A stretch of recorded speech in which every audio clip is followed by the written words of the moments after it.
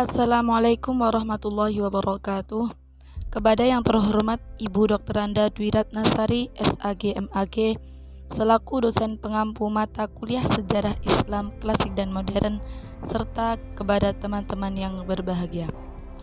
Sebelumnya, kami dari kelompok 5 yang beranggotakan Ahmad Setiabudi, Habib Abdul Mu'azzizah, Nazhati Mu'tabiroh, dan Lutfi Khotibul Umam akan mempresentasikan hasil diskusi kami yang bertemakan sejarah Islam pada masa Bani Umayyah di Andalusia.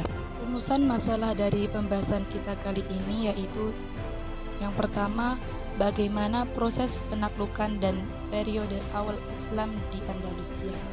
Yang kedua, bagaimana bentuk pemerintahan Umayyah di Andalusia. Yang ketiga, bagaimana kemajuan peradaban Islam di Andalusia. Yang keempat, bagaimana perkembangan pendidikan dan intelektual di Andalusia. Dan yang terakhir, mengapa Bani Umayyah di Andalusia bisa terjadi sebuah keruntuhan. Penaklukan dan periode awal kekuasaan Islam di Andalusia pada masa Bani Umayyah. Penaklukan Semenanjung ini diawali dengan pengiriman 500 orang tentara muslim di bawah pimpinan Tarif bin Malik pada Ramadan tahun 91 Hijriah atau 710 Masehi.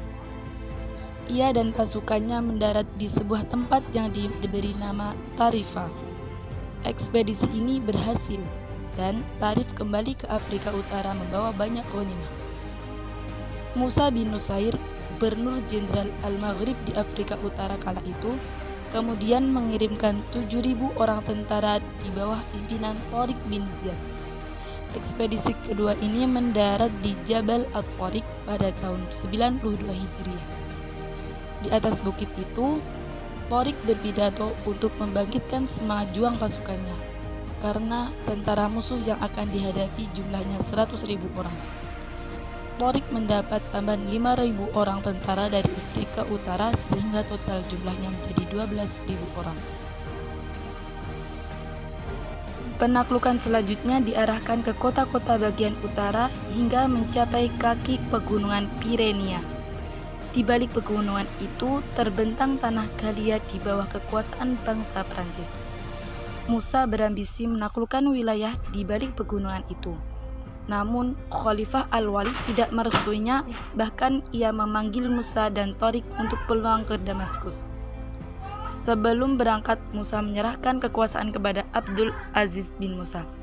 Abdul Aziz berhasil menaklukkan Andalusia, dan pada akhirnya Andalusia jatuh ke tangan umat Islam, kecuali Galicia, sebuah kawasan yang terjal dan tandus di bagian barat Laut Semenanjung itu.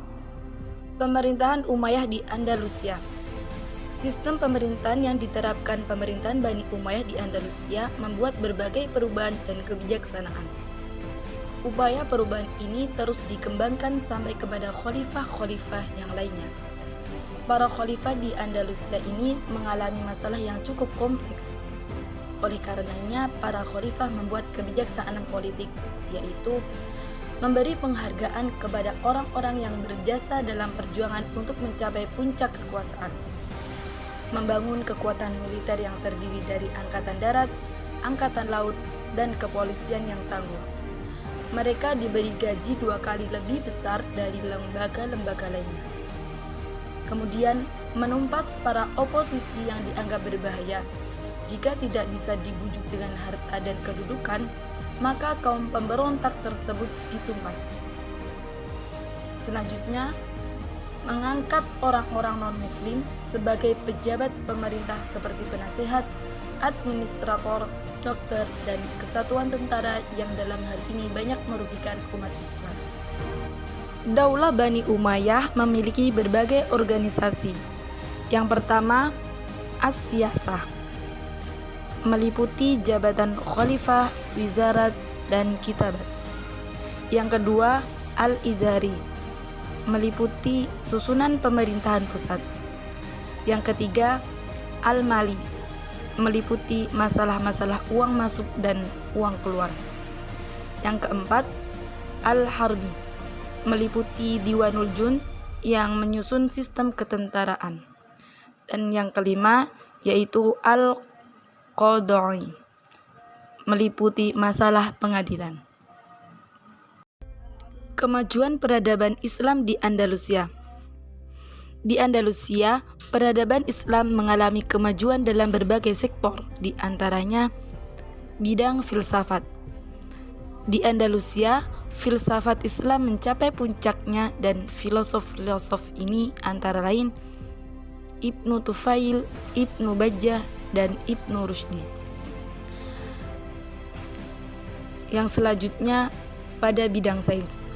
Di Andalusia lahir orang-orang yang mempunyai keahlian dalam ilmu kedokteran, musik, matematika, astronomi, kimia, dan lain-lain seperti Abbas Ibnu Faros, Ibrahim Ibnu Yahya Al-Naqas, Abu Ja'far Ahmad bin Muhammad Al-Ghafiqi, dan Ibnu Al-Khatib. Selanjutnya dalam bidang fikih.